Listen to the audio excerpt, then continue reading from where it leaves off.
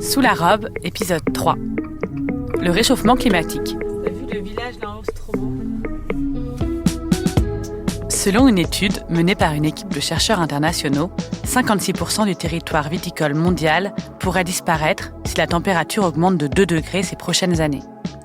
Cette étude démontre aussi que plus de diversité dans les cépages pourrait grandement réduire ces pertes. Pour discuter de ces sujets sensibles, nous sommes partis à Kéranne, à la rencontre de Marcel Richaud et de ses enfants, Claire et Thomas. Marcel est connu comme le loup blanc dans les Côtes-du-Rhône. En bio depuis les années 70, il a formé toute une génération de vignerons et de vigneronnes, dont Élodie Balme, que nous avions rencontrée l'année dernière. Avec ses cheveux blancs et ses yeux bleus malicieux, on a tout de suite été conquise par Marcel. Et je pense que vous allez l'être aussi. Ah tiens, je l'aperçois. Bonjour. Je suis Zazie. C'est ça, Zazie Ouais, Tavitia, un peu arménienne, non? Un peu, ouais. Ah ouais? Oui, j'ai mon épouse qui était arménienne. Ah oui, c'est vrai? Ouais. C'est ça, Et donc mes enfants sont moitié arméniens, Ah, puisque génial. moi je suis provençal de pure souche. Donc là, on est chez vous? On est chez nous tous d'ailleurs, c'est Claire et Thomas qui prennent la relève. C'est une bonne... Enfin, je suis très heureux de... C'est aussi une transmission. Accompagnée, mais c'est une transmission. Vous, Marcel, vous avez commencé à être vigneron à quel âge? Ouais, Comment? 21 ans. J'avais 21 ans à l'époque et j'ai commencé l'année 74. Mais quand vous avez commencé, ça ressemblait à quoi le domaine Richaud? Alors le domaine Richaud, il était en cave coopérative. Et je pense qu'aujourd'hui, alors je parle de cette cave coopérative que je respecte, mais eux aussi, de leur côté, ont fait de très belles évolutions. Mais à l'époque, c'était marginal de s'en aller de la coopérative. Il y a 40 ans. Que juste, ça veut dire que votre père et votre grand-père, peut-être, cultivaient leurs raisins et les amenaient à la cave et vinifiaient pas Voilà. eux-mêmes. Donc pour eux, l'option, c'était producteur de raisins. Évidemment, ils travaillaient en conventionnel. Évidemment, ils avaient des techniques et des visions très arrêtées sur la production, essentiellement, et la rentabilité par les poids du raisin. Moi, j'ai choisi une voie un peu marginale à l'époque, qui n'est plus le cas aujourd'hui. Et je pense qu'on a fait le bon choix. On a eu l'idée de faire nos vins, d'être fiers de notre production et de passer en bio très vite. On va aller se promener dans les vignes, mais est-ce que vous pouvez déjà me dire, depuis les années 70 quand vous êtes arrivé, et maintenant, vous avez changé du coup la culture de la vigne, vous avez vraiment vu des terroirs changer?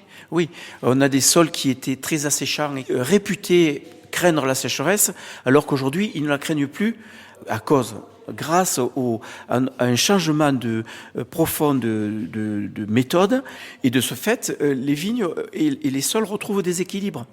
Ils sont moins asséchants, sont plus souples, se modifient. Alors évidemment, il y a des contraintes au-dessus de nous qui sont extrêmement terribles, ces changements climatiques. On l'observe et on le subit. Moi, si je vous parle du début de ma carrière, il y a 40 ans, nous vendangions fin septembre, début octobre. Aujourd'hui, il est certain, avec la floraison en plus cette année qui est très précoce, il est certain qu'on vendangera dernière semaine d'août, voire les blancs peut-être avant. Concrètement, pour quelqu'un qui aurait aucune idée de l'incidence de ce réchauffement sur le vin, comment vous lui expliqueriez en fait? Le consommateur et les gens passionnés de nos vins se rendent bien compte qu'il y a un degré d'alcool plus élevé. Ça veut dire que peut-être il faut modifier notre encépagement. Il faut que la communauté viticole, vigneronne, s'adapte et de faire de nouveaux essais, d'aller vers des cépages encore plus qui supporteront des températures élevées. Alors le grand cépage chez nous, c'est le Grenache qui le supporte très bien, mais qui donne des degrés très généreux, quoi, on peut dire. On va se promener? Il vient Thomas du coup? Oui. Trop bien. Comme ça, il nous amène son fourgon, il est super cool, son truc. Et du coup, ça nous fait pouvoir discuter, tranquille. Où est-ce qu'on va? Alors on va, Thomas. Tu as envie de montrer quoi, là? Qu'est-ce que... Peut-être les premières parcelles, Marcel, que vous avez cultivées, vous, quand vous êtes mis à... La grange. Oui. Ouais. Enfin, je sais pas, hein, je propose comme ça. On peut aller voir les vignes centenaires à la grange. Tu prends le bord de l'Aigle et on va voir des vignes qui sont de magnifiques vignes plantées comme des poteaux que si on sait les préserver, on a une chance inouïe parce que bien que ce soit des terroirs un peu secondaires à Kéran, c'est quand même, on peut en tirer de belles choses, quoi. C'est sur ces terroirs-là que nous produisons nos terres d'aigle. En fait, on se prend un peu pour des aigles. En fait. C'est la rivière, c'est la vallée de l'Aigle. Mais nous, à la base, ça s'appelait terre d'aigle. Avant, ça s'appelait terre d'aigle à la base. Et vous les avez transformés en terre d'aigle. Ouais, Ça veut dire quoi de se prendre pour un aigle? C'est quand on déguste trop, en fait. Est-ce qu'on sort de la voiture? Vous voyez le fleur? Alors la fleur de vigne, c'est une multitude, des millions, des milliers sur une grappe, on va dire, de petites pédoncules, de petites fleurs étamines qui ont un parfum exquis, d'une délicatesse et d'un bonheur intense. C'est délicat et subtil à souhait. Et donc là, on est à la fin du mois de mai. Donc c'est quelle étape dans la vie de la vigne? Sur la pleine fleur, on va en voir d'autres. Et donc ces étamines tombent et derrière restent les grains. Cette souche, elle est partagée. Ici, on a une fleur. Et puis, tout d'un coup, on n'a plus que le grain qui retient ici et qui est le futur grain de raisin. Et cette année, on peut constater qu'on a une très très belle floraison. Très très jolie floraison. Et qu'est-ce qui va se passer dans les mois à venir? On va avoir le grain qui va devenir gros comme un petit pois très rapidement au 15 juin. Hein. Et puis là, la récolte sera à peu près sauvée. Aujourd'hui, on est dans une fragilité. Au moment de la fleur, la vigne est très très fragile. C'est intéressant de comprendre, c'est-à-dire que c'est aussi peut-être un des problèmes du dérèglement climatique. Donc là, c'est très très fragile. Ça veut dire qu'il faut qu'elle devienne raisin. Parce que là, si ça gèle, ça peut faire perdre les récoltes, quoi. Oui, là on vient de passer les scènes de glace. Déjà, c'est une bonne. Ça, c'est derrière nous. Mais on peut très très très facilement perdre la récolte avec des variations de température. Une variation de température peut faire couler, on appelle ça la coulure. Et ce grain qui est accroché ici, si je le touche comme ça, vous voyez, les petits grains tombent par terre et ils peuvent tous tomber. On peut avoir des vignes, des grappes totalement dégarnies et dépourvues de leurs graines de raisin qui va couler, on appelle ça la coulure.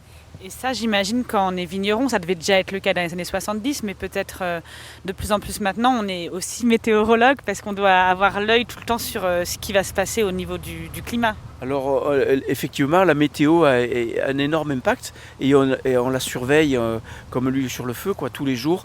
La météo nous guide dans nos travaux et dans nos choix sur la journée, sur les perspectives que l'on doit, les options qu'on doit prendre dans le travail.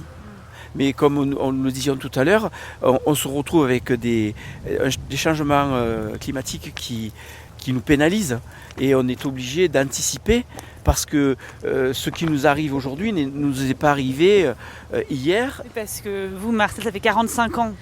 Comme il y a le dérèglement climatique, on dit les saisons changent, donc c'est dur de se fier à ce qui a été fait avant, mais quand même vous avez toute cette expérience d'avoir pu comprendre saison après saison les bons moments de votre vigne, quoi, de mieux la connaître. En fait. C'est vrai, mais c'est ce que je dis souvent à Thomas et Claire, c'est que il ne faut pas se fier que à notre expérience, parce que ce que l'on rencontre aujourd'hui, on ne l'a jamais connu.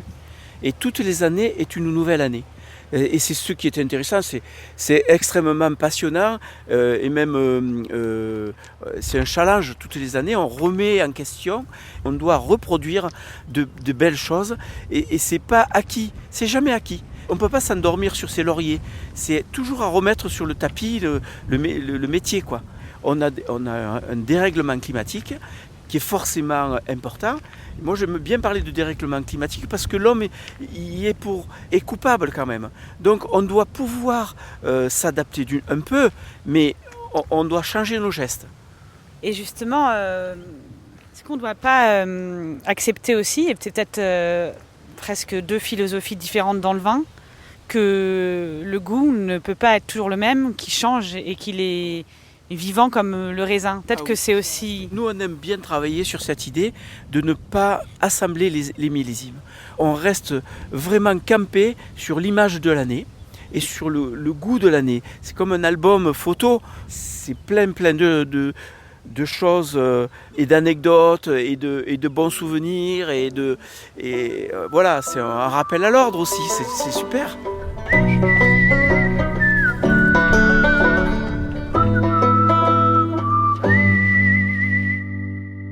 Qu'est-ce que vous avez sur votre... je peux vous demander, c'est peut-être indiscret, mais vous avez un petit papier depuis tout à l'heure quand je vous interviewe. Depuis ce matin, je pense à vous.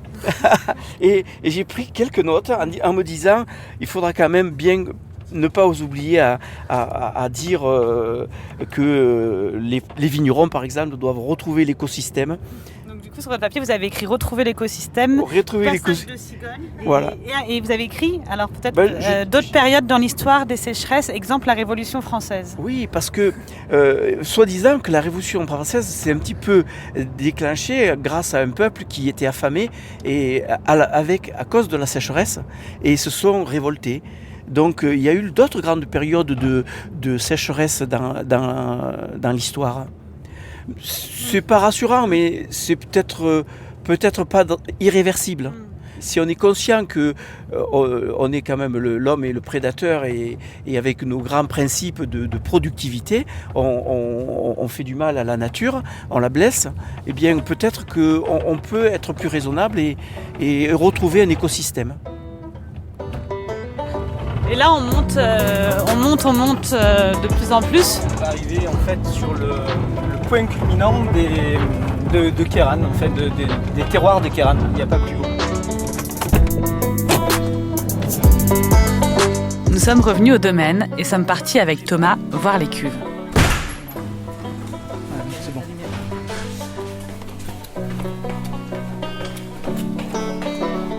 Ah, j'ai le vertige, moi. Je lui ai d'abord demandé comment faire pour avoir des vins équilibrés et pas trop alcoolisés lorsqu'on est confronté au réchauffement climatique. C'est toute la complexité. Alors nous, on travaille avec tout un système de régulation avec de l'eau, avec des drapeaux qui font circuler de l'eau froide. Donc on essaie de garder des basses températures sur les fermentations, ce qui nous permet de garder des arômes un peu primaires, de fruits, de légèreté. Et voilà, ça peut compenser ces hauts degrés d'alcool qui arrivent avec ce réchauffement et ces grosses concentrations. Dans les Côtes-du-Rhône, tu as cette possibilité de faire pas mal d'assemblages. Oui. Et donc, du coup, est-ce que c'est aussi réfléchir à des assemblages qui vont faire descendre les vins? Oui, mais ça, il te faut l'avoir anticipé pas mal d'années avant, c'est-à-dire d'avoir fait des plantations de cépages qui te permettent de faire descendre ces degrés d'alcool, comme les Carignans, les Cinsault, ou alors faire des vendanges plus tôt pour avoir pas des trop gros degrés d'alcool. Et est-ce qu'il y a des cépages qu'on cultivait plus tellement dans la région que vous avez essayé de replanter, ou des cépages peut-être qui sont plus résistants à ces chaleurs qui viennent plus de l'Espagne ou... Alors, il y a justement donc la parcelle dont on parlait, où on a fait 2 essais de cépages espagnols vraiment du sud d'Espagne, en blanc, le Barigno et le Verdero. Voilà, ça c'est vraiment anecdotique parce que c'est vraiment des petits morceaux. Et après, en cépages plus oubliés, les muscardins ou la coudoise, qui peuvent être, à notre époque, plus adaptés. Mais ça reste un pari.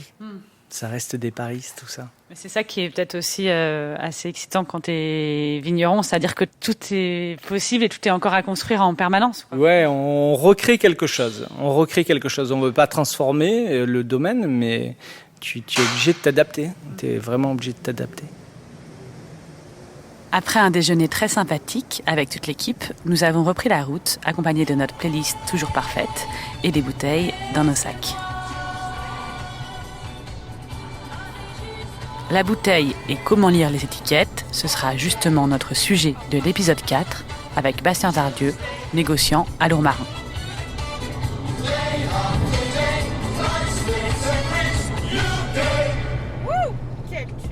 Je vous dis donc à très vite et surtout, n'oubliez pas, l'abus d'alcool est dangereux pour la santé, à consommer avec modération.